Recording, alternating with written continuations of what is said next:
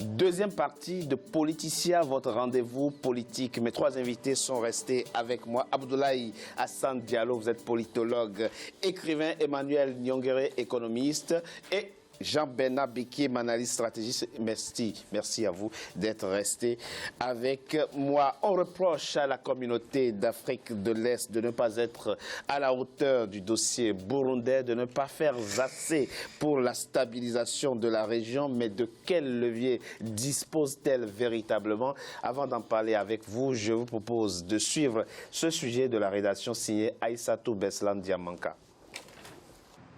C'est en 1967, 4 ans après la création de l'OUA, qu'est née la communauté d'Afrique de l'Est, avec comme membres fondateurs la Tanzanie, l'Ouganda et le Kenya. Mais les divergences régionales ont vite eu raison du traité instituant la communauté qui sera dissoute en 1977. Mais la volonté de regroupement des États de la sous-région l'emportera sur les divergences et le 7 juillet 2000, le traité sera enfin ratifié.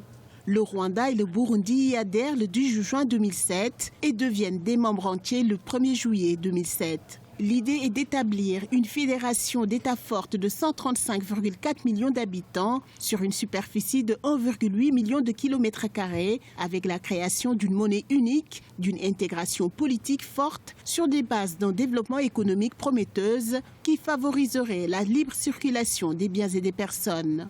L'autre objectif est d'assurer la sécurité de tous les citoyens qui composent cette communauté, mais aussi de veiller à la réalisation d'élections libres et transparentes, gage d'une véritable démocratie et de paix sociale, afin de pouvoir réussir leurs projets communs.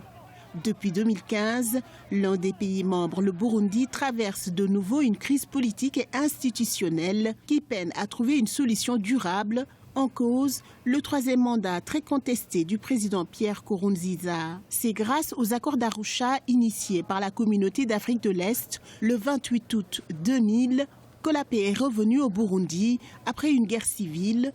Cet accord limitait les mandats présidentiels à 2 seulement. Nous attendons donner notre voix, apporter notre pierre pour l'édification d'une communauté stable, prospère. Et nous attendons aussi que la communauté nous prête main forte pour sortir, pour résoudre les problèmes auxquels nous sommes confrontés. Le dialogue prôné par le médiateur, l'ex-président tanzanien Benjamin Mkapa, est au point mort. Le président Pierre Nkurunziza refuse de s'asseoir à la même table que le Sénarède, la principale coalition de l'opposition, qui l'accuse d'être derrière les violences au Burundi, qui a déjà causé plus de 2000 pertes civiles. C'est le sommet de tous les espoirs, mais aussi de tous les désespoirs. De tous les espoirs, parce que nous estimons qu'il est plus que temps que les chefs d'État de la sous-région prennent le taureau par les cornes et qu'ils imposent à M. Nkurunziza qu'il accepte de négocier avec l'opposition et toutes les forces vives de la nation opposées au 3e mandat sans condition. La crise s'enlise au Burundi depuis 2 ans. La communauté d'Afrique de l'Est est encore sur le terrain pour trouver une solution de paix durable. Le vendredi 20 mai 2017, le sommet des chefs d'État de la communauté d'Afrique de l'Est a eu lieu en Tanzanie. Arusha est ainsi devenu pour les différents chefs d'État des pays membres de la communauté le théâtre de négociations pour tenter d'éviter au Burundi de sombrer de nouveau dans un conflit armé. Si vraiment il y avait de la volonté, les armes que la communauté de l'Afrique de l'Est dispose sont nombreuses parce que, comme vous le savez, la crise d'avant 2000, donc c'est la communauté de l'Afrique de l'Est qui a aidé pour que l'accord d'Arusha pour la paix et la réconciliation soit signé. Ni était l'implication de Nyerere et de Mandela et des chefs d'État de la sous-région. L'accord d'Arusha n'allait pas vraiment avoir le jour. Donc, pour nous, il suffit seulement de faire pression sur les partis en conflit. Dans une seule semaine, la crise burundaise va trouver des solutions. La communauté d'Afrique de l'Est peine à trouver une sortie de crise apaisée. Le président Pierre Nkurunziza, de son côté, souhaite organiser un référendum en vue de modifier la Constitution. Un projet de révision constitutionnelle a été déjà adopté le mardi 24 octobre 2017. Une fois adopté par référendum, ce projet lui permettra de briguer un 4e mandat et même au-delà. Alors, Monsieur Nyongere, on le voit, la situation au Burundi, dont s'est saisi au passage d'ailleurs la Cour pénale internationale, est aujourd'hui comme une espèce d'épine dans le pied de la communauté de l'Afrique de l'Est. L'ancien président tanzanien Benjamin Mkapa fait ce qu'il peut, mais on voit que sa médiation a du plomb dans l'aile. La communauté sous-régionale pouvait-elle ou peut-elle réussir là où l'Union africaine a échoué? Sur ce point, j'ai 3 angles de lecture. S'il vous plaît. La première des choses, c'est qu'il y a une certaine mauvaise foi des acteurs politiques burundais. Quand tu vas voir un médecin, tu lui dis que tout va bien, il ne pourra pas t'aider. Il y a certains acteurs, quand ils vont dire non, au Burundi tout va bien, il y a la paix totale, donc on ne voit pas pourquoi on va négocier. Ça ne sert à rien. Déjà, ça complique la tâche du facilitateur. Oui, mais on voit quand même que des Burundais traversent la frontière pour aller... On ne peut pas cacher la fumée quand il y a la maison qui brûle. Donc là, c'est la première des choses. La deuxième des choses, on a un médiateur, Museveni, le président de l'Ouganda, qui est censé être le médiateur, mais c'est un gars, ça fait bientôt 32 ans qu'il est au pouvoir. Oui. On ne peut pas dire à quelqu'un... Ça fait de lui un mauvais médiateur? Non, je ne dis pas ça, mais on ne peut pas demander à notre président de la République qui vient de faire 10 ans qu'il faut partir. Parce que tu sais qu'en général... Vous pensez que Yoweri Museveni n'a pas la légitimité morale et politique pour aider à résoudre la crise dans votre pays? Je pense qu'il n'a pas cette légitimité-là. Et la troisième lecture, c'est que monsieur l'ancien président tanzanien, Benjamin Mkapa, ça n'enlève rien de peut-être ses qualités, mais le premier médiateur de la première crise burundaise, c'était Mandela. Oui. Le gap, il est très grand. À un certain moment, on se dit que Mandela avait une certaine hauteur, il avait une certaine prestance, il avait une considération des acteurs politiques burundais, même de la région, même du monde entier, qui faisait qu'il pouvait parler à ces acteurs, je ne dirais pas imposé, mais il était craint, il était respecté. Et Mkapa, je ne pense pas qu'il ait ces qualités-là. Et à un certain moment, il a un certain discours qui est un peu, lui aussi, il n'a pas observé la neutralité nécessaire, non, il n'a pas observé la neutralité quand on commence à traiter certains acteurs de fous. Je dis bien, il a dit ça. À un certain moment, tu t'affiches proche d'une partie. À un certain moment, tu te discrédites toi-même. Mais quand on voit la situation, on observe la situation du point de vue de l'organisation sous-régionale, de quel levier dispose-t-elle? Qu'est-ce qu'elle pouvait faire? Qu'est-ce qu'elle peut faire, de votre point de vue, pour aider à résoudre la situation interne de votre pays, le Burundi? De mon point de vue, il faudrait déjà que les 6 acteurs, les 6 pays membres aient une même lecture d'abord. Parce que déjà, quand on regarde, les 6 membres n'ont pas la même lecture de la crise. Et c'est quoi la lecture qu'il faut avoir? La lecture qu'il faut avoir, c'est qu'il y a des gens qui souffrent. Quand on voit qu'il y a des peuples qui continuent de fuir, des gens qui continuent de mourir, c'est que rien ne va. Vous pensez, disons les choses clairement, vous pensez que le président burundais Pierre Nkurunziza a le soutien de certains de ses homologues de la sous-région? C'est ça, effectivement, parce qu'il y a certains homologues qui le soutiennent, d'autres qui... D'ailleurs, peut-être vous avez dû l'entendre, il y en a d'autres qui considèrent qu'il y a d'autres présidents qui sont contre lui. Donc du coup, on a à peu près 2 blocs. Un bloc soi-disant qui est pour Nkurunziza, un autre bloc qui soutiendrait l'opposition. Donc ça ressent, comme l'évoquait notre cher ami, c'est ça vraiment le grand danger de la communauté est-africaine. Jean-Bernard Bikim, bloc ou pas bloc, on est à nouveau en face de la dure réalité, triste réalité de la souveraineté nationale. On ne peut rien faire à l'intérieur des États quand il y a crise politique et même quand les rues sont changées de cadavres. Alors, vous avez là le cas burundais. C'est le révélateur des fractures qui traversent la East African Community. Il y en a, elles sont de 3 ordres. Vous avez des communautés d'intérêt au sein des États et des communautés d'intérêt entre États qui ont des contingences et des contraintes opposées. Vous avez aussi à l'intérieur, un facteur pour moi qui est clé.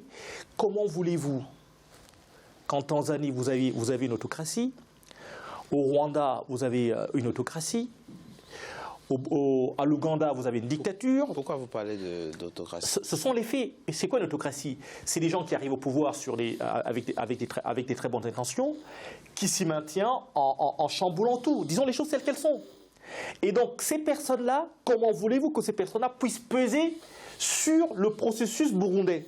C'est simplement impossible. Ils ont été régulièrement élus. Il y a une communauté d'intérêt entre ces dirigeants. La Tanzanie, vous ne pouvez pas dire que la Tanzanie est une dictature, est une autocratie. C'est une autocratie puisque l'opposition est systématique. C'est le pays de la sous-région qui a régulièrement fait des élections, mais alors incontestables. L'opposition est systématiquement muselée. Kikwete qui pouvait réviser la Constitution, qui dit « je ne touche pas à la Constitution, je m'en vais parce que j'ai fini de faire mon mandat ». Entre-temps, c'est le même parti qui tient le pouvoir et qui empêche l'opposition. Mais justement, il est parti quand même. Une démocratie libérale, c'est quoi? C'est permettre aux différentes composantes, aux différents groupes de pouvoir s'exprimer librement d'une part et d'autre part, faire en sorte que les peuples puissent faire le choix qui leur convienne. Ça n'est pas le cas. Et que les autocrates prennent des mesures répressives, coercitives, quand ils ont le pouvoir en main, pour mater l'opposition par tous les moyens. Jean-Bernard Bekim, vous êtes en train de nous expliquer dans cette émission que dès lors qu'un président qui succède à un autre appartient au même parti politique, il n'a plus la légitimité, même s'il a été élu de façon démocratique. Je signe et persiste, oui. Alors, on a un politologue avec nous.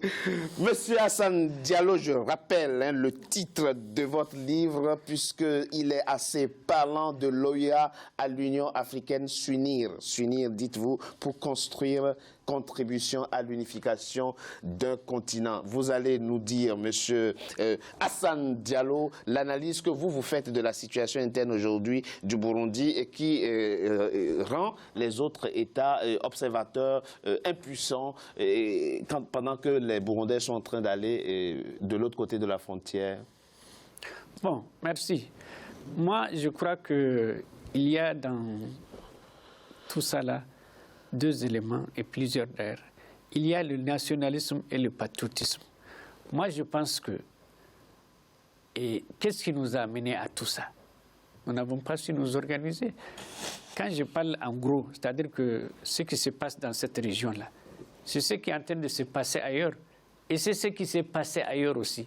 Moi, je crois que le fait qu'on ait déjà des présidents, chacun défendant son précaré, mais qui trouvent le souci d'unir leurs efforts, c'est une prise de conscience. Monsieur Hassan Diallo, une question très, très précise et concrète. Oui. Vous allez nous dire du haut de votre expérience et de vos livres ce que vous en pensez. Quand il y a crise dans un pays, qu'il y a violation massive des droits de l'homme, que peut faire l'organisation sous-régionale et que doit faire l'organisation sous-régionale à laquelle appartient le pays concerné, le pays en crise? L'organisation sous-régionale doit prendre ses responsabilités. C'est-à-dire, concrètement? C'est-à-dire, il faut d'abord aller voir tous ces chefs d'État-là. Puisque déjà, j'ai cru comprendre que les populations se rencontrent. Il y en a qui traversent des ponts, il y en a qui traversent des villages pour aller chez les autres. Donc, l'unité de l'Afrique, ce sont les peuples. Il faut qu'ils prennent leurs responsabilités. Même s'il y a des présidents qui ont fait 37 ans, même si un président a remplacé un autre qui était de son parti, moi je crois qu'à partir du moment où on a des dirigeants et qui ont le souci de construire ensemble, ils doivent affronter les problèmes. Ils doivent d'ailleurs, c'est à eux-mêmes d'aller, parce que toute l'Union africaine, si on dit que chacun est blanc, c'est toujours blanc, bonnet, blanc. Donc, et on ne peut pas trouver le juste milieu dans cette affaire. Moi, je crois que les responsables de la région doivent... Mais, mieux encore, l'organisation de l'unité africaine doit prendre ses responsabilités. L'Union africaine maintenant? Oui, voilà, l'Union africaine. Oui. L'Union africaine depuis 2002. Oui. Alors, mais vous savez que dans le cadre de l'Union africaine, le Conseil de paix et de sécurité avait décidé d'envoyer des hommes, 5 000 hommes au Burundi, et le président s'y a opposé catégoriquement. Non, et là, il ne s'est plus rien passé. Ils ont raison. Ce ne sont pas des hommes, on ne veut pas des hommes en armes. On aime des hommes lucides, des hommes d'expérience, des gens qui sont compétents. On peut même prendre des gens qui ne sont pas des chefs d'État. Monsieur Nyongere, l'Afrique pilule quand même d'assez de sages, même l'Union africaine a un comité de sages. Moi, je ne pense pas que dans un environnement, lorsque les gens se mettent à ne pas s'entendre, qu'on ne puisse pas trouver comment une structure ou bien des individus qui vont aller les appeler pour demander leur point de vue. Oui, donc moi je crois que c'est gérable. C'est gérable, Oui. dites-vous. D'accord. C'est gérable. Vous auriez attendu de la East African Community, eu égard à la situation difficile, disons les choses diplomatiquement, que traverse votre pays, le Burundi? Alors, les attentes de la communauté est-africaine du Burundi seraient les attentes, je dirais, de tout peuple de ce bloc régional. Parce que quand on regarde ce qui se passe actuellement dans cette région, comme l'a dit notre collègue, il y a un grand problème actuellement dans différents pays, à part la Tanzanie, ça je ne suis pas d'accord, qui est le seul pays qui serait plutôt stable dans la région. N'oublions pas, effectivement, les crises post-électorales au Kenya, en 2007, où il y a fait... Museveni qui veut modifier la constitution pour se faire élire à vie. Il y a le Sud-Soudan qui a ses problèmes politiques intérieurs. Il y a le Burundi. Donc, tout ça... Et sur les 6 pays, il y a au moins 4 qui ont des problèmes politiques. Oui. Donc, ce qui fait qu'on se rend compte qu'en général, comme la faiblesse de l'Union africaine, de ces blocs-là, c'est que ces dirigeants-là, à un certain moment, c'est comme un syndicat des chefs d'État. Ils veulent se protéger, mais ils ne prennent jamais en compte les intérêts du peuple. Ils ne prennent jamais en compte les intérêts. Donc, ce qui serait l'idéal, dans un monde qui serait idéal, serait que déjà, on établisse les règles avant de former ces blocs régionaux. Mais quelles peuvent être celles-ci? Je propose qu'on en parle. Serait peut-être de mettre en avant les intérêts des peuples.